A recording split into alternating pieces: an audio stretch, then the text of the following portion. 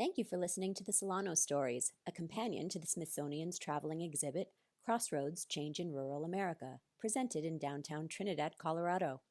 Solanos Story salutes the farmers, ranchers, cowboys, and cattlemen who helped shape the Southwest, and their trusty hats. A Man's Hat, a tribute to Sid Bays, composed by Mark and Kurt Bays. This hat is just one of Sid's many retired hats. In a cowboy's life, there always seems to come a day when it's time to call his hat done. Believe us, we've seen some that had passed the point of no return. Sid was born April 14, 1926, right around the time of the Great Depression in Augusta, Colorado, an area east of the town of Aguilar, 20 miles north of Trinidad. The home sat next to the Apashapa Creek, which runs from the huge mountain range west of Cordova Pass, running east through Gulnair Village under I-25 just south of Aguilar towards the Hogback. Sid was the youngest and probably the orneriest of 3 children born to Hobart and Gladys Johnson Bays. Loris, the eldest, joined the Navy, and Lorraine got married and moved to Denver. All the while, Sid worked for various ranches around the area, even participating in ranch rodeos.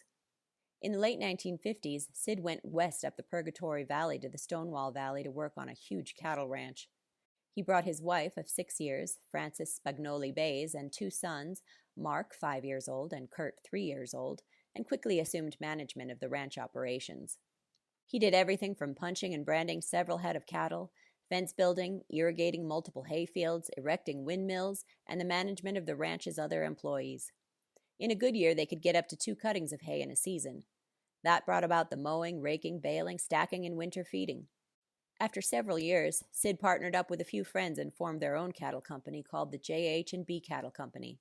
They dealt cattle from Texoma all the way, ironically, back to the Apashapa Creek area. In addition, Sid also managed the ranching operations for 15 years at the Hill Ranch, which is located west of Trinidad on Highway 12.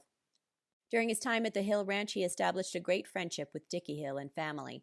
He always felt that going to the ranch was like going to church. No matter what the weather, he went to the ranch almost daily. Unfortunately, in August 2004, he made his final ride to the ranch.